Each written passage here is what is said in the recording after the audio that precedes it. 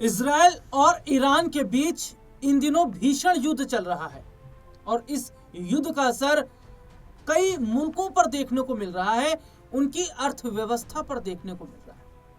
हालांकि इन सब के बीच में विपक्ष खुलकर मोदी सरकार को घेर रहा है और सरकार से जवाब मांग रहा है। ये भी कहा जा रहा है कि आखिरकार हमारे देश के प्रधानमंत्री नरेंद्र मोदी ट्रंप के आगे इतना क्यों झुक रहे हैं।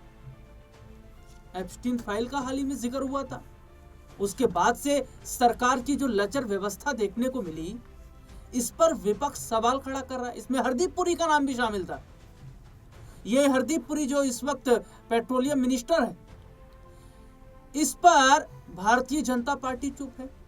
मोदी सरकार का जिस तरीके से रवैया ट्रंप को लेकर है और ईरान के साथ जो लगातार रिश्ते खराब पर खराब हो रहे हैं, विपक्ष कह रहा है कि ये किस तरीके की पॉलिसी को अपना रहे हैं। और आज मैं बात करूंगा कि जो विपक्ष ये कह रहा है कि मोदी जी ट्रंप के आगे झुक गए, एक वक्त में जब कांग्रेस की सरकार थी तो कांग्रेस किस तरीके से अमेरिका के आगे झुकी थी, ये निशिकांत दुबे ने संसद में खुलकर कहा। और नेहरू को लेकर जो उन्होंने कहा है, वो भी अगर आप सुनेंगे तो आप चौंक जाएंगे।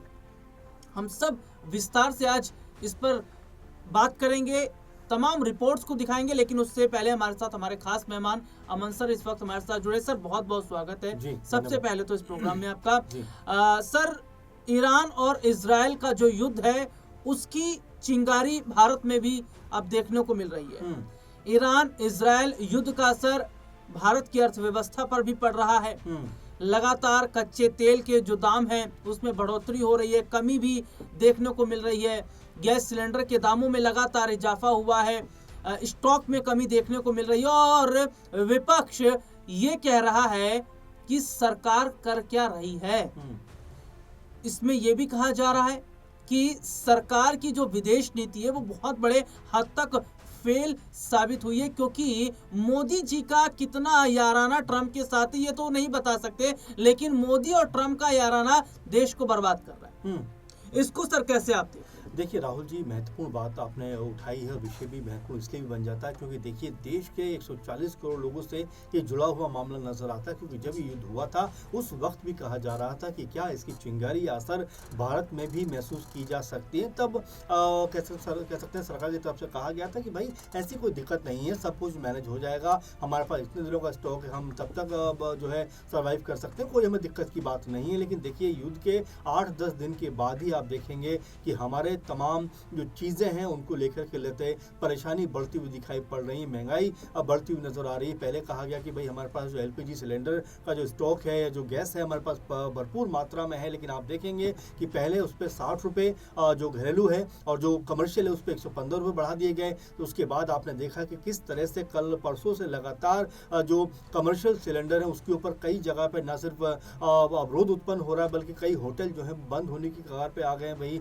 घरेलू सिलेंडर की बात की जाए तो कई जगह बुकिंग नहीं हो रही, तो कई जगह कई दिनों के बाद की डिलीवरी का टाइम दिया जा रहा है। तो ये तमाम जो बातें क्या आने वाले दिनों में और बड़ा और भयावह रूप लेती हुई दिखाई पड़ेंगी। लेकिन इन तमाम चीज़ों को छोड़कर यहाँ अगर संसद की बात की जाए तो निशिकांत दुबे नेहरू जी के ऊपर तमाम तरह के आरोप लगाते हुए नजर आते हैं, तमाम तरह की ऐसी लांछन लगाते हुए नजर आते हैं। क्योंकि जो व्यक्ति अब इस दुनिया में नहीं है, जो कह सकते हैं कि उनके जो है दुनिया से गए हुए इतने साल अरसा हो गया, लेकिन आज भी जो बीजेपी के सांसद निशिकांत दुबे हैं सिर्फ उनको नेहरू ही नजर आते हैं। आप देखेंगे किस तरह की बातें और किस तरह के जो उनके सुर हैं, जो उनकी बातें हैं, उनमें कहीं ना कहीं बहुत गंभीर चीज़ों का जिक्र इसलिए हो जाता है क्योंकि नेहरू के ऊपर सीधे तौर पर उनके चरित्र के ऊपर सवाल उठाते हुए नजर आते हैं कि कई बार वो कमरे में बंद होते हैं किसी महिला का मित्र के साथ में और तमाम तरह की बातें वो कहते हुए नजर आते हैं। तो ऐसे वक्त में जब देश में इतना संकट दिखाई पड़ रहा है, लोग अब जो है कहीं ना कहीं सोच में और कह सकते हैं कि आने वाले भविष्य को देखते हुए यानी कि युद्ध की जो संभावना अभी भी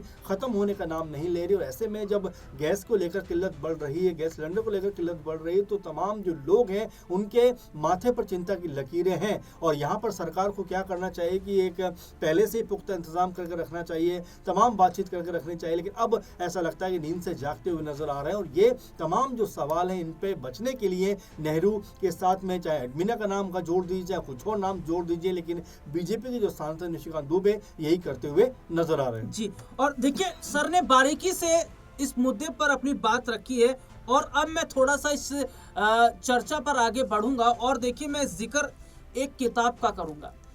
ये किताब हाथ में ले रखे थे जो निशिकांत दुबे है, और इस किताब में जो लिखा था ना, उसे जब उन्होंने बोलना शुरू किया तो ये जो विपक्ष के सांसद थे ये सर पकड़ कर बैठ गए।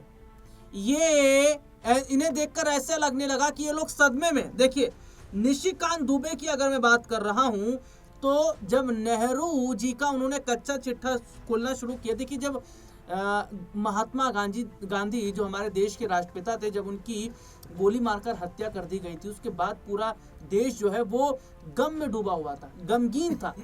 लेकिन जो हमारे देश के प्रधानमंत्री, जो पहले प्रधानमंत्री की अगर मैं बात कर रहा हूं, पंडित जवाहरलाल नेहरू जी, तो देखिए सबसे बड़ी बात क्या है कि नेहरू जी एक अलग ही दिशा में चल रहे थे।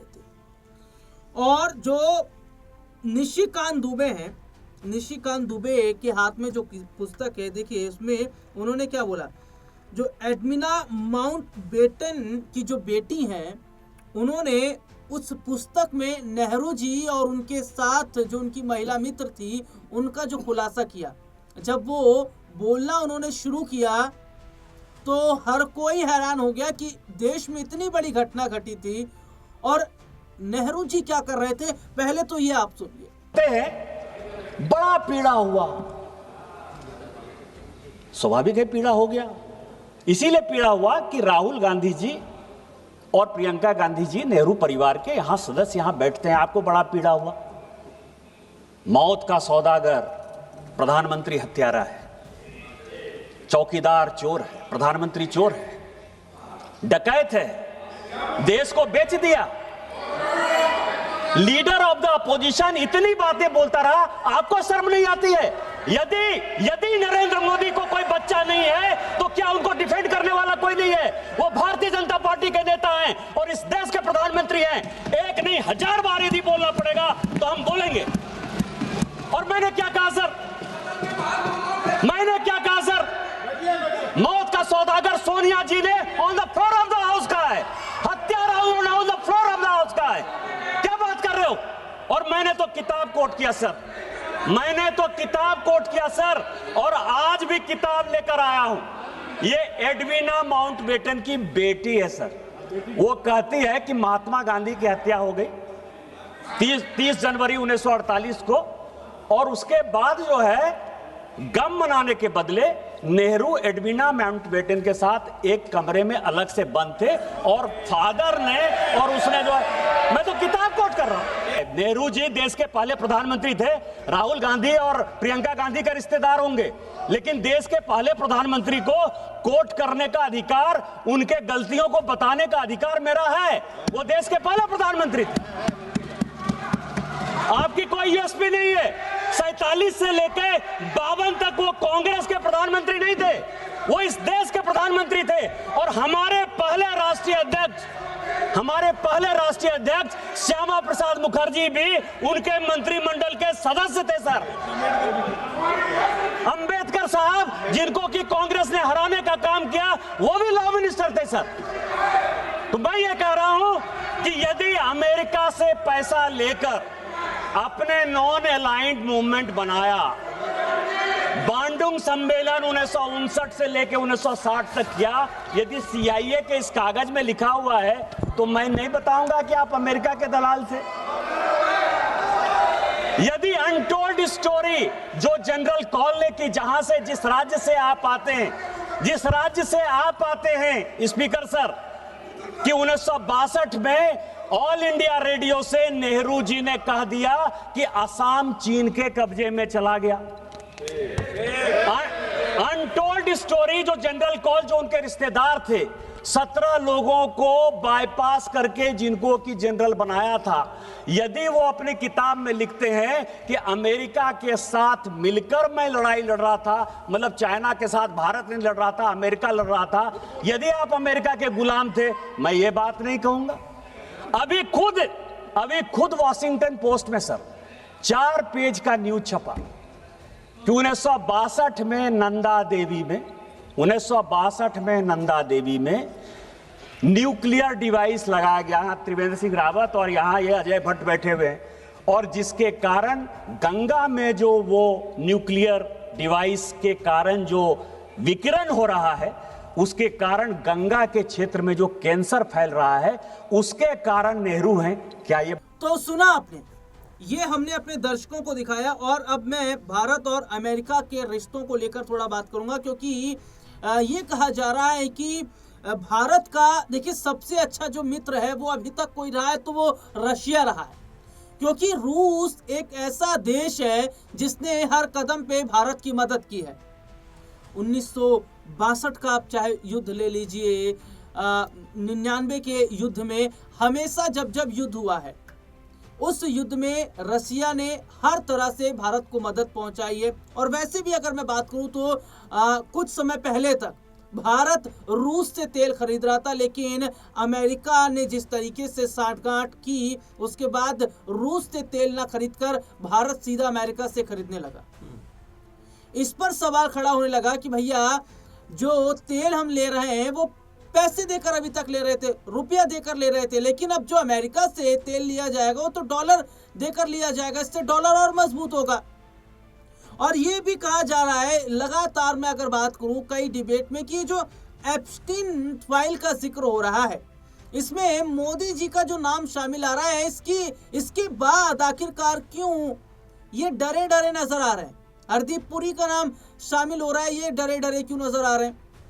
और जो सवाल विपक्ष कर रहा उस पर निशिकांत दुबे ने कहा कि यही जब कांग्रेस की सरकार थी तो कैसे अमेरिका के साथ इनके ताल्लुकात थे। वॉशिंगटन डीसी में जो लेख लिखा है उस लेख के बारे में जिक्र कर रहे हैं, सुनिए। 1962 में यदि उड़ीसा का चरबटिया एयरपोर्ट आप अमेरिका को बेस यूज करने के लिए दे देते हैं, तो क्या अमेरिका की आप दलाली कर रहे थे? यह बात मैं नहीं कहूंगा, यह सब तो इतिहास है, मैं तो इतिहास की बात कर रहा हूं। इग्नोरेंट आदमी एरोगेंस का शिकार हो जाए तो हमारे हिंदी में एक कहावत है कि फटा पोस्टर निकला हीरो, फटा पोस्टर निकला हीरो। जब एक इग्नोरेंट आदमी एरोगेंस का शिकार हो जाए तो क्या होता है, वो लीडर ऑफ प्रोपगंडा होता है। और एलओपी के बारे में ये पूरा इसमें डिस्क्रिप्शन है सर, कॉल एंड सगदर ने लिखा है कि लीडर ऑफ द अपोजिशन कौन होगा और लीडर ऑफ द अपोजिशन के क्या अधिकार होंगे। आज चिल्ला रहे हैं एलओपी को बोलने देते हो, एलओपी को नहीं बोलने देते हो। मैंने भी सोचा कि इसमें जायज है कि एलओपी को बोलने नहीं देते हो, संविधान में तो एलओपी लिखा ही नहीं, कॉन्स्टिट्यूएंट असेंबली के डिबेट में हुआ ही नहीं। 47 से लेके 77 तक सर एलओपी कौन होगा इस देश का? मतलब क्या उनकी मानसिकता थी, तानाशाही की मानसिकता थी कि 1947 से लेके 77 तक इस देश में एलओपी के लिए किसी प्रकार की कोई सुविधा, कैसे एलओपी का सिलेक्शन होगा, कौन एलओपी होगा, कुछ था ही नहीं। चर्चा करते हैं 69 में राम सुभाग सिंह बने, मैं उस पर भी गया सर कि 77 में 69 में क्या हो गया, राम सुभाग सिंह हो गए। इंदिरा जी ने अपनी पार्टी तोड़ दी, सिंडिकेट ने उनको पार्टी से निकाल दिया, कैंडिडेट कांग्रेस पार्टी के राष्ट्रपति के नीलम संजीव रेड्डी जी हुए, इंदिरा जी ने अपना कैंडिडेट बीबी गिरी बना दिया, अंतरात्मा की आवाज पर वोट हो गया सर, और उस अंतरात्मा की आवाज में बीबी गिरी साहब जीत गए, कांग्रेस पार्टी 2 भाग में विभक्त हो गई। ऐसी सिचुएशन हो गई कि इस सरकार को गिरने के अलावा कोई उपाय नहीं था। तो शेखर गुप्ता एक बड़ी अच्छी किताब लिखते हैं, द लेफ्ट ओवर्स, कि कांग्रेस जब लेफ्ट होने की कोशिश करती है वो देश का कबाड़ा करती है और अपना कबाड़ा करती है। और उसने 1969 में अपनी सरकार बचाने के लिए लेफ्ट पार्टी का सहारा ले लिया। चूंकि कांग्रेस का जो दूसरा फैक्शन था, मतलब बाप बेटा पंच बरदा का दाम 5 आना जो हमारे यहाँ कहा जाता है, तो राम सुभाग सिंह जो कि 1962 से लेके 1969 तक किसी न किसी, चाहे वो नेहरू जी हो, चाहे शास्त्री जी हो, चाहे वो इंदिरा जी हो, सभी के मंत्रिमंडल के वो सदस्य रहे सर। उनको उन्होंने कहा कि नहीं आप, अरे सबसे बड़ी पार्टी थे यार, आपको तो चलने ही नहीं देते, लेकिन 77 में जब हमारी सरकार आई, कई एक लोग कहते हैं अरे आप तो 80 में आई, आपको पता ही नहीं है कि 77 में हमारी सरकार थी। जनता पार्टी में इस देश के लिए हमने विलय कर दिया, इमरजेंसी के खिलाफ हमने अपने आप को खोना। देश क्या होता है, देश के प्रति राष्ट्रभक्ति क्या होती है, ये आपको सुनना चाहिए। तो ये देखा आपने।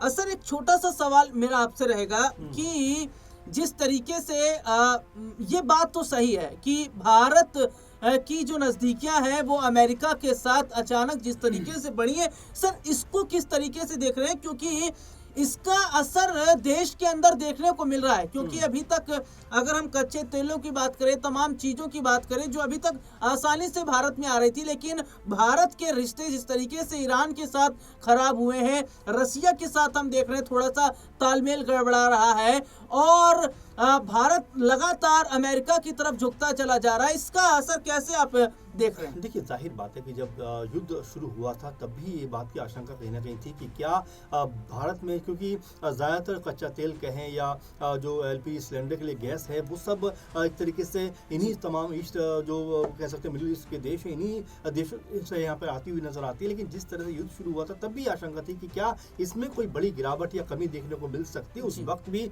सरकार ने कहा कि नहीं, ऐसा कुछ नहीं होने वाला। लेकिन अब लगातार जिस तरह युद्ध आगे बढ़ रहा है उसको देखते हुए जो होर्मुज़ का जो रास्ता है उसको ब्लॉक किया गया, बंद किया गया। भारत में जो है इसकी वजह से जो कच्चा तेल आना चाहिए, जो गैस आनी चाहिए, वो नहीं आ पा रही। इसकी वजह से लगातार अब मुश्किलों का सामना करना पड़ सकता है, क्योंकि कच्चे तेल की जो दाम है वो भी लगातार आसमान हो सकता है छूते हुए नजर आ जाए। हालांकि लगातार बढ़ने की खबर आ रही है। वहीं एलपीजी सिलेंडर की बात की जाए तो वो तो अब तमाम तरीके से दिखाई पड़ रहा है, कालाबाजारी भी उसकी होती हुई दिखाई पड़ रही है। कई जगह पर लोगों को दोगुने दाम तक चुकाने पड़ रहे हैं, लंबी लंबी लाइनों में खड़ा हुआ देखा जा रहा है। तो इस तरह की जो चीज़ें हो रही है उस पर सरकार को ध्यान रखना चाहिए। लेकिन सरकार अगर संसद की बात करें तो और तमाम मुद्दों पर बात कर रही है, लेकिन इन जो ज़मीनी मुद्दे हैं, जो लोग कहीं ना कहीं मुश्किलों में पड़ते हुए दिखाई पड़ रहे हैं, उसके ऊपर बात ना करके, चाहे हम निशिकांत दुबे की बात कर लें कि जिस तरीके से वो अपने लहजे और बात को रखते हुए दिखाई पड़ते हैं, वो ये बताता है कि वो शायद डाइवर्ट करना चाहते हैं। क्योंकि इस मुद्दे पे